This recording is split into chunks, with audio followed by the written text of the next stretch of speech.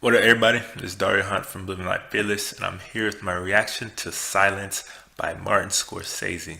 When I first saw the trailer for Silence, I thought it had Oscar bait written all over it. I mean, it had Liam Neeson, Adam Driver, Andrew Garfield, and was directed and produced by Martin Scorsese. And it looked like it had all the high dramatics and character moments that the Academy seems to love so much. So when I saw it didn't get a nomination, it was a bit surprising. But it's Martin fucking Scorsese.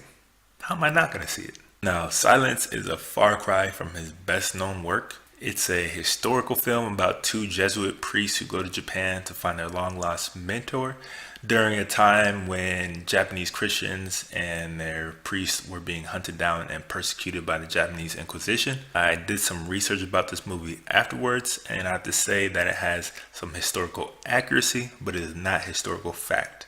And that is a very important distinction. It's a work of fiction based on a fictional book that drew inspiration from real life missionaries that came to Japan during this period of persecution. And honestly, the movie is fucking boring, beyond belief, and it really had me actively fighting back sleep throughout its extremely lengthy 3 hour runtime. The basic framework of them trying to find their mentor quickly loses its importance before ultimately coming to one of the most unsatisfying conclusions I've ever experienced in a movie. The real heart of the story lies in the role of religion, the nature of faith, and the spread of Western culture. And while I wouldn't say it's as in your face and agenda driven as I'd say The Passion of the Christ, but Scorsese only does a half-hearted attempt at showing some objectivity. They also don't go as far as Passion in terms of its violence. They do show some horrific scenes and acts, but the focus is more on the psychological trauma and crisis of conscience more than the actual physical harm.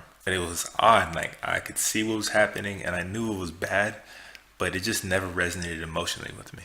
While the story dragged on seemingly forever, one small reprieve was with the fantastic cinematography. They shot on location, and there are some really stunning scenes and shots of the landscape. And they also really seem to capture what 1600 Japan would feel and look like down to the smallest details. If it wasn't for the terrific performance from Andrew Garfield, minus the accent or lack thereof, this movie would have been completely unbearable to watch. He really conveyed a man of conviction struggling with the hard, life-shattering choices he has to make. One thing I would say they could have done is show him struggling with his own faith a little bit more. He came off a little bit too clean and too perfect at times. Liam Neeson did a good enough job with what he was given to work with. And while Adam Driver was featured heavily in the movie's promotion, I really wasn't impressed with his character or his performance, although he did fully commit to the role physically.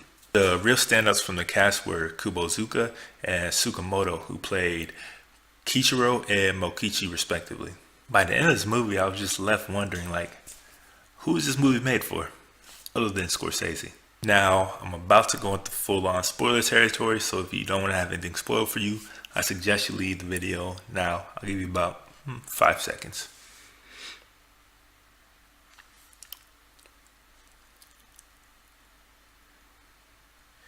Alright, Adam Driver's character was terribly written and hardly used. When he died trying to save a girl, I couldn't help but think that he went out as feebly as I expected them to at that point.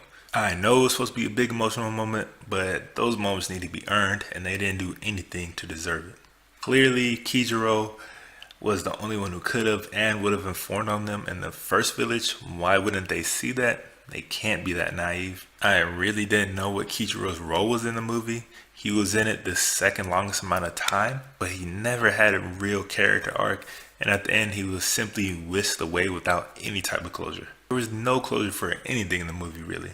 The last 30 minutes of the movie is literally narrated to us by a character who gets no introduction and no explanation. And then they just die of old age. I know he's trying to convey some sort of message, but who cares about a message when the story is this bad and unsatisfactory? Have you seen Silence? What did you think about it? Did you find anything enjoyable about this movie? Let me know in the comments below, and be sure to head over to Living Life Fearless and leave your rating for the movie.